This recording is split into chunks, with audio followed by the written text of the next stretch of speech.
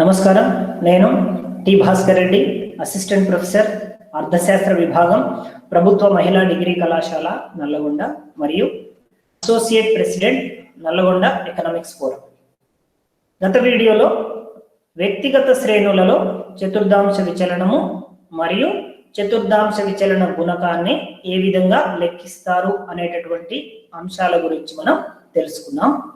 In my previous video, we have discussed about calculation of quartile deviation and coefficient of quartile deviation in individual series. Now, in this video, we are going to know about calculation of quartile deviation and coefficient of quartile deviation in discrete series. ఈ వీడియోలో మనం విచ్ఛిన్న శ్రేణులలో చతుర్థాంశ విచలనాన్ని, అదేవిధంగా చతుర్థాంశ విచలన గుణకాన్ని ఏ విధంగా లెక్కిస్తారు అనేటటువంటి అంశం గురించి తెలుసుకోబోతున్నాం. Of quartile deviation and coefficient of quartile deviation in discrete series. So ఈ రోజు వీడియోలో మనం విచ్ఛిన్న శ్రేణులలో చతుర్థాంశ విచలనము మరియు చతుర్థాంశ విచలన గుణకాన్ని లెక్కించే విధానం గురించి తెలుసుకోబోతున్నాం.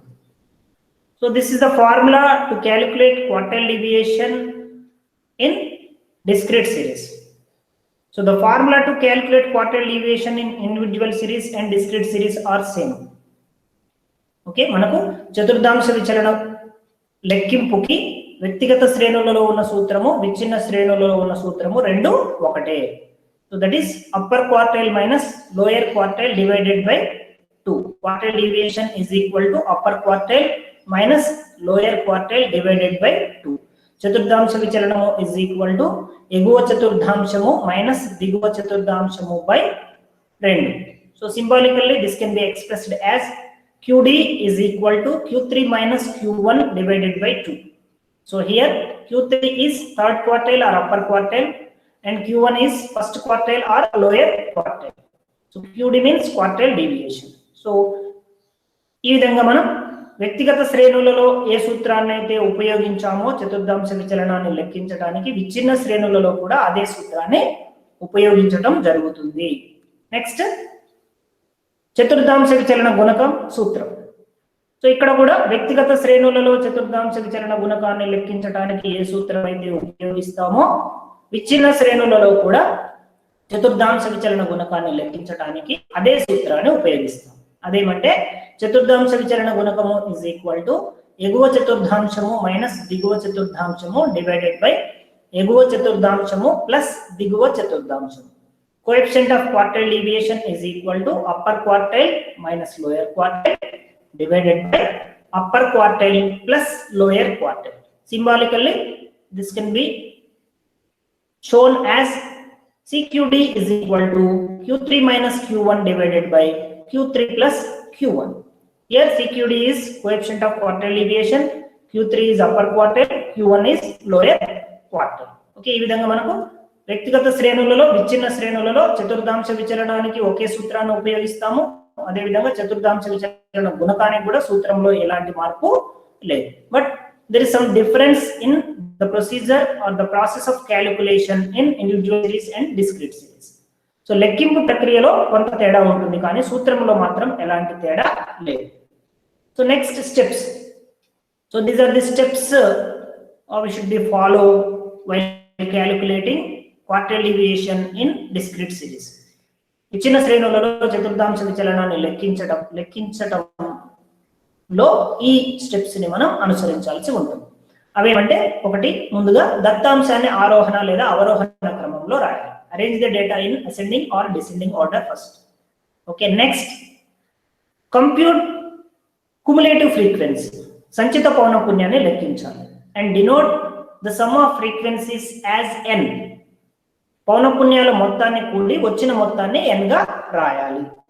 సో నెక్స్ట్, n ప్లస్ 1/4వ అంశము అనే సూత్రం ద్వారా Q1 ని లెక్కించాలి. 3n ప్లస్ 1/4వ అంశము అనే సూత్రం ద్వారా Q3 ని లెక్కించాలి. సో ఈ ప్రక్రియ వ్యక్తిగత శ్రేణుల్లో ఏ విధంగా అయితే చేసామో అదే విధంగా ఇక్కడ కూడా చేస్తాం. అక్కడ కూడా మనం Q1 సూత్రము n ప్లస్ 1/4వ అంశము, Q3 సూత్రము 3n ప్లస్ 1/4వ అంశం. కాకపోతే ఇక్కడ వ్యక్తిగత శ్రేణులకు, విచ్ఛిన్న శ్రేణులకు ఉన్నటువంటి ఒక స్పష్టమైన తేడా, ఒక ముఖ్యమైన తేడా ఏమిటంటే వ్యక్తిగత శ్రేణులలో n అంటే నంబర్ ఆఫ్ అబ్జర్వేషన్స్, విచ్ఛిన్న శ్రేణులు అవిచ్ఛిన్న శ్రేణులలో n అంటే total frequency summation f. Okay, in discrete and continuous series n refers to the summation of frequencies, so not number of observations. n refers to number of observations in only individual series. వ్యక్తిగత శ్రేణులలో మాత్రమే n అంటే అంశాల సంఖ్య, విచ్ఛిన్న అవిచ్ఛిన్న శ్రేణులలో n అంటే అర్థం ఏంటంటే పౌనఃపున్యాల మొత్తం. So మిగతా లెక్కింపు ప్రక్రియ అంతా కూడా వ్యక్తిగత శ్రేణుల మాదిరిగానే ఉంటుంది, సూత్రాలు కూడా అదే విధంగా ఉంటాయి. సో నెక్స్ట్ ఏం చేయాలంటే మనం 5వ స్టెప్ లో Q3 మైనస్ Q1/2 అనే సూత్రం ద్వారా చతుర్థాంశ విచలనాన్ని లెక్కించాలి. సో మనకి ఇంతకు ముందు n+1/4వ అంశము అనే సూత్రం ద్వారా Q1 ని లెక్కిస్తాము, 3n+1/4వ అంశము అనే సూత్రం ద్వారా Q3 ని లెక్కిస్తాము. ఈ రెండు వచ్చిన తర్వాత Q3 మైనస్ Q1/2 అనే సూత్రం ద్వారా చతుర్థాంశ విచలనాన్ని లెక్కిస్తాం. After that you can easily compute by Q3 plus Q1. చతుర్థాంశ విచలనాన్ని లెక్కించిన తర్వాత Q3 Q1 అనే రెండు అంశాల విలువల ఆధారంగా Q3 minus Q1 divided by Q3 plus Q1 అనే సూత్రాన్ని ఉపయోగించి చతుర్థాంశ విచలన గుణకాన్ని లెక్కించాలి. So these are the steps to compute quartile deviation and coefficient of quartile deviation in discrete series. So ఈ అంశాన్ని మనం ఈ లెక్కింపుని ఒక ఉదాహరణ ద్వారా తెలుసుకుందాం. So example, calculate quartile deviation and coefficient of quartile deviation from the following data. ఈ క్రింది దత్తాంశం ఆధారంగా చతుర్థాంశ విచలనము మరియు చతుర్థాంశ విచలన గుణకాన్ని లెక్కించాలి.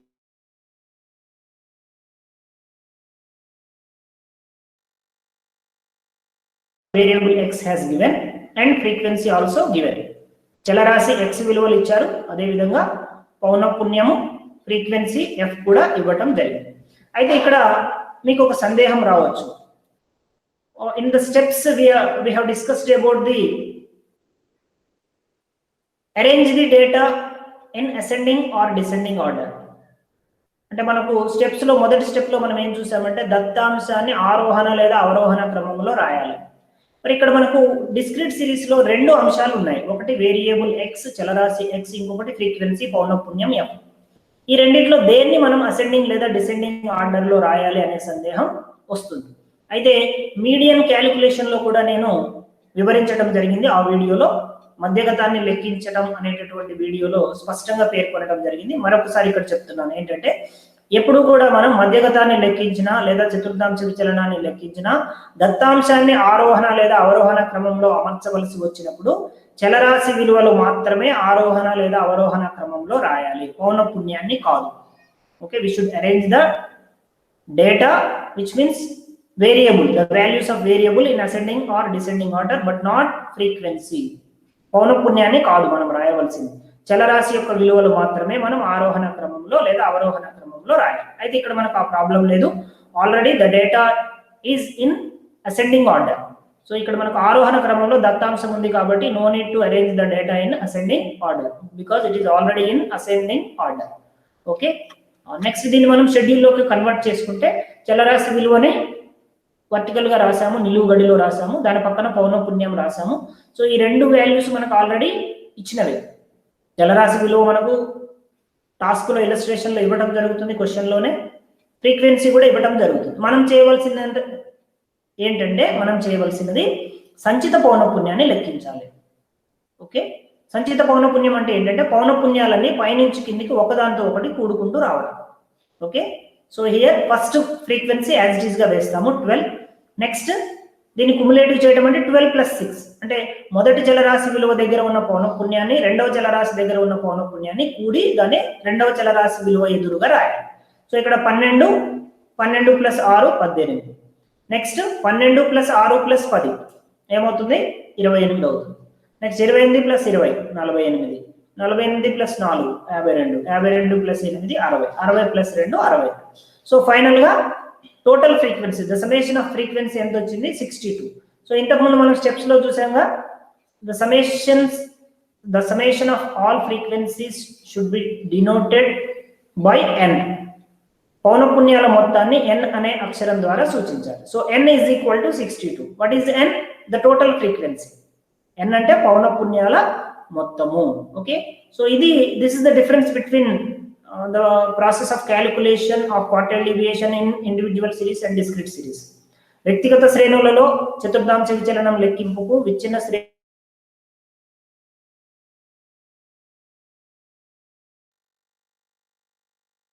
అబ్జర్వేషన్స్ ఎన్ని ఉన్నాయి? 1 2 3 4 5 6 7.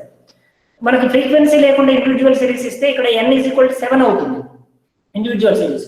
ఇక్కడ మనకు ఫ్రీక్వెన్సీ ఇచ్చారు కాబట్టి n అంటే 7 కాదు. Here n is not number of observations, n is the summation of frequencies. n అంటే ఇక్కడ పౌనఃపున్యాల మొత్తము. ఈ మిగతా ప్రక్రియ అంతా కూడా వ్యక్తిగత శ్రేణుల మాదిరిగానే ఉంటుంది, ఎలాంటి తేడా ఉండదు. Okay, next this is the solution or the procedure of calculation. Q1 is equal to the size of n plus 1 by 4th item. So here what is n? n is equal to 60. ఇక్కడ చూసాంగా మనం, sorry 62. n is equal to 62. కాబట్టి n place లో మనం 62 రాయాలి. So the size of n plus 1 by 4th item is the formula to obtain Q1. Okay, అందుకోసం మనం ఏం చేస్తాము, n is equal to 62 కాబట్టి n ప్లేస్ లో 62 తీసుకున్నాం. అప్పుడు ఏమవుతుంది, 62 ప్లస్ 1 బై 4వ అంశం. The size of 62 plus 1 by 4th item is the Q1 item. Okay, Q1 అంశం ఏంటంటే 62 ప్లస్ 1 బై 4వ అంశం. So 62 plus 1 is equal to 63. So ఏమవుతుంది అప్పుడు 63 by 4th item. The size of 63 by 4th item అవుతుంది. So 63ని 4తో cancel చేసేస్తే మనకు answer ఎంత వస్తుందంటే 15.75 వస్తుంది. 15.75 వస్తుంది. Okay, so this is the Q1 item. So this is not Q1 value. So ఇక్కడ చాలా ముఖ్యమైన విషయం గుర్తుపెట్టుకోవాలి. సో మనం n+1/4th ఐటమ్ అనే సూత్రం ద్వారా లెక్కించగా వచ్చిన వాల్యూ ఏదైతే ఉందో అది Q1 కాదు. It is only Q1 item, Q1 అంశం మాత్రమే. Okay, 15.75 is the Q1 item. So మరి దీన్ని ఏం చేయాలంటే ఈ 15.75 ఐటమ్ కుములేటివ్ ఫ్రీక్వెన్సీలో ఎక్కడ ఉందో మనం సెర్చ్ చేయాలి. సంచిత పౌనఃపున్యంలో ఎక్కడ ఉందో చూసుకోవాలి. సంచిత పౌనఃపున్యం ఒకసారి చూస్తే మనకు 12, 18, 28, 48, 52, 60, 62 ఇలా వచ్చింది. సో మనకు ఆన్సర్ ఎంత వచ్చింది, మనకు Q1 ఐటమ్ 15.75 వచ్చింది. ఇది కదా, ఈ 15.75 అనేది కుములేటివ్ ఫ్రీక్వెన్సీలో ఎక్కడ ఉంది? 12 లో లేదు. ఓకే, ఎందులో ఉంది? 18 లో ఉంది. సో 18 దగ్గర ఆగిపోతుంది. సో ఈ 18 కు ఎదురుగా ఉన్నటువంటి చలరాశి x విలువను Q1 విలువగా మనం పరిగణలోకి తీసుకోవాలి. So Q1 is equal to 36. So ఇది కొంచెం జాగ్రత్తగా పరిశీలించవలసిన, గుర్తుపెట్టుకోవాల్సిన విషయం. ఎప్పుడైతే మనకు Q1 ఐటమ్ n+1/4వ అంశము అనే సూత్రం ద్వారా వస్తుందో ఆ అంశాన్ని మనం ఏం చేయాలంటే క్యుములేటివ్ ఫ్రీక్వెన్సీలో ఎక్కడ ఉందో చూసుకుంటూ వెళ్ళాలి. సో దానికంటే తక్కువ విలువ ఉన్నప్పుడు వదిలేసి దానికి సమానమైన విలువ లేదా దానికంటే ఎక్కువ విలువ ఉన్నప్పుడు దాంట్లో ఆ అంశం ఉన్నట్టుగా గుర్తించి దానికి ఎదురుగా ఉన్నటువంటి చలరాశి విలువను Q1 గా మనం పరిగణలోకి తీసుకోవాలి. So here what is Q1? Q1 is 36. Okay, మనకు Q1 36 గా వచ్చింది అనమాట. Okay, so next Q3 item. Q3 item is equal to the size of 3n+1/4th item. So ఇక్కడ మనకు n అంటే 62 ఆల్రెడీ మనకు వచ్చింది కదా, total frequency summation F n గా తీసుకున్నాం, 62 వచ్చింది. సో మళ్ళీ ఇక్కడ కూడా మనం n ప్లేస్ లో 62 రాస్తాం. 3 × 62 + 1/4th ఐటమ్. సో మళ్ళీ మనం 62 + 1 రాస్తే 63 అవుతుంది. 3 × 63/4 అవుతుంది this one. Okay, 62 + 1 is equal to 63 కాబట్టి 3 × 63 డివైడెడ్ బై 4th ఐటమ్ గా రాసాం. సో 3 × 63 ఏమవుతుందంటే 189 అవుతుంది. Divided by 4 as it is గా రాసాం. జాగ్రత్తగా చూడండి, 3n+1/4th ఐటమ్ అనేది ఫార్ములా. సో n ప్లేస్ లో n ఈజ్ ఈక్వల్ టు 62 కాబట్టి మనం ఏం చేస్తున్నాము, n ప్లేస్ లో 62 రాస్తున్నాము. సో 62 + 1 ఈజ్ ఈక్వల్ టు 63 కాబట్టి 3 × 63 divided by 4 రాసాము. 3 × 63 is equal to 189 కాబట్టి ఫైనల్ గా మనం 189 divided by 4th item is the Q3 item, not Q3. So ఇది క్యాన్సిల్ చేస్తే మనకి ఎంత వచ్చింది, ఫైనల్ గా వి గాట్ 47.25 ఐటమ్. సో 47.25వ అంశము Q3 అంశం అవుతుంది. ఓకే, సో ఇక్కడ మళ్ళీ గుర్తుపెట్టుకోవాల్సింది ఏంటి, this is not the value of Q3, this is the Q3 item. ఇది Q3 విలువ కాదు, Q3 అంశం. సో ఈ అంశము మళ్ళీ మనం ఏం చేయాలి, క్యుములేటివ్ ఫ్రీక్వెన్సీలో ఎక్కడ ఉందో సెర్చ్ చేయాలి. సో 47.25వ అంశము సంచిత పౌనఃపున్యంలో ఎక్కడ ఉందో చూడాలి. ఎక్కడ ఉంది అంటే మనం మళ్ళీ ఆ డేటా చూస్తే సంచిత పౌనఃపున్యంలో 47.5 12 లో లేదు, ఓకే 18 లో లేదు, 28 లో లేదు. ఎక్కడ ఉంది మనకు 47.5 అనేది 48 లో ఉంది. సో కాబట్టి ఏం చేస్తాం మనం దీనికి ఎదురుగా ఉన్నటువంటి చలరాశి విలువను Q3 విలువగా మనం పరిగణలోకి తీసుకుంటాం. దీనికి ఎదురుగా ఉన్న వేరియబుల్ x ఏది 46. So 46 is the Q3 value. So ఈ విధంగా మనకు వచ్చినటువంటి 3n+1/4వ అంశము విలువను సంచిత పౌనఃపున్యంలో వెతకాలి. ఎక్కడ ఉంటే దాని ఎదురుగా ఉన్నటువంటి చలరాశి విలువను మనం Q3 విలువగా పరిగణలోకి తీసుకోవాలి. సో ఈ విధంగా మనకు n+1/4th ఐటమ్ ద్వారా Q1 వాల్యూ కనుగొన్నాము. 3n+1/4th ఐటమ్ అనే సూత్రం ద్వారా Q3 వాల్యూ కనుగొన్నాం.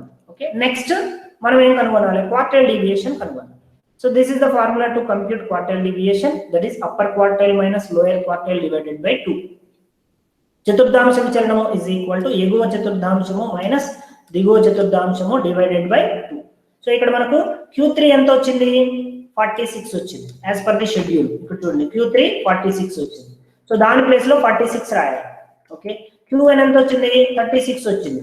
సో Q1 మనం ఇంతకు చూసాము, దిస్ ఇస్ Q1 36. కాబట్టి మనం ఏం చేస్తాము Q1 ప్లేస్ లో 36 రాస్తాం. So quartile deviation is equal to Q3 minus Q1 divided by 2 కాబట్టి 46 మైనస్ 36 డివైడెడ్ బై 2 రాస్తాం. సో 46 లోంచి 36 తీస్తే మిగిలింది ఎంత 10 డివైడెడ్ బై 2. సో 2 5 10 కాబట్టి ఫైనల్ గా what is the quartile deviation, that is 5. So quartile deviation చతుర్థాంశ విచలనము QD ఇస్ ఈక్వల్ టు 5. ఈ విధంగా మనం Q3 మైనస్ Q1 బై 2 అనే సూత్రాన్ని ఉపయోగించి డిస్క్రీట్ సిరీస్ లో మనము క్వార్టైల్ డీవియేషన్ ని చతుర్థాంశ విచలనాన్ని కనుగొనే అవకాశం ఉంది. ఓకేనా, అయితే ఇక్కడ మళ్ళీ ఒకసారి చెప్తున్నాను, వ్యక్తిగత శ్రేణులలో చతుర్థాంశ విచలన లెక్కింపు ప్రక్రియకి విచ్ఛిన్న శ్రేణులలో చతుర్థాంశ విచలన లెక్కింపు ప్రక్రియకు ఎలాంటి తేడా లేదు, ఒకే ఒక తేడా ఉంది. మిగతా అన్ని విషయాల్లో సూత్రాలతో సహా లెక్కింపు ప్రక్రియ అంతా ఒకే విధంగా ఉంది. మనం గుర్తించవలసిన తేడా ఏంటంటే అక్కడ n వ్యక్తిగత శ్రేణులలో n అంటే నంబర్ ఆఫ్ అబ్జర్వేషన్స్, విచ్ఛిన్న శ్రేణులలో n అంటే టోటల్ ఫ్రీక్వెన్సీ. ఈ ఒక్కటే తేడా. నెక్స్ట్ అక్కడ మనం వ్యక్తిగత శ్రేణులలో n+1/4వ అంశం రాగానే డైరెక్ట్ గా దాన్ని చలరాశి విలువలో గుర్తిస్తాము. విచ్ఛిన్న శ్రేణులలోకి వచ్చేసరికి సంచిత పౌనఃపున్యంలో అది ఎక్కడ ఉందో కనుగొనాలి. చూసి దాని ఎదురుగా ఉన్న చలరాశిని మనం Q1 అంశము లేదా Q1 విలువ లేదా Q3 విలువగా గుర్తించాల్సి ఉంటుంది. Okay, so next calculation of coefficient of quartile deviation, చతుర్థాంశ విచలన గుణకాన్ని లెక్కించడం. So this is the formula to compute coefficient of quartile deviation in discrete series. ఎగువ చతుర్థాంశము మైనస్ దిగువ చతుర్థాంశము డివైడెడ్ బై ఎగువ చతుర్థాంశము ప్లస్ దిగువ చతుర్థాంశం. The coefficient of quartile deviation is equal to upper quartile minus lower quartile divided by upper quartile plus lower quartile. So CQD is equal to Q3 minus Q1 divided by Q3 plus Q1. Okay, manaku Q3 Q1 values already vachesai. Q3 46, Q1 36. So 46 minus 36 divided by 46 plus 36. So 46 minus 36 is equal to 10. 46 plus 36 is equal to 82. So finally we got 10 by 82. So దీన్ని మనం cancel చేసేస్తే ఎంత వచ్చింది మనకు answer 0.121. So this is the value of coefficient of quartile deviation. Finally CQD, coefficient of quartile deviation, is equal to 0.121. Okay, ఇది చతుర్థాంశ విచలనము మరియు చతుర్థాంశ విచలన గుణకాన్ని విచ్ఛిన్న శ్రేణులలో లెక్కించేటటువంటి విధానం. విచలనము మరియు చతుర్థాంశ విచలన గుణకాన్ని లెక్కించేటటువంటి విధానం. ఈ వీడియో మీకు నచ్చినట్లయితే లైక్ చేయండి, కామెంట్ చేయండి, షేర్ చేయండి. మా ఛానల్ని సబ్స్క్రైబ్ చేయకపోతే వెంటనే సబ్స్క్రైబ్ చేసుకోండి. సబ్స్క్రిప్షన్ కోసం పక్కన ఉన్న బెల్ ఐకాన్ ప్రెస్ చేయటం మర్చిపోకండి. నెక్స్ట్ వీడియోలో మనం అవిచ్ఛిన్న శ్రేణులలో చతుర్థాంశ విచలనాన్ని, చతుర్థాంశ విచలన గుణకాన్ని ఏ విధంగా లెక్కిస్తారో తెలుసుకుందాం. Okay, so in next video we will discuss about the calculation of quartile deviation and coefficient of quartile deviation in continuous series. Until then, keep watching Nalgonda Economics Forum YouTube channel. So thank you very much.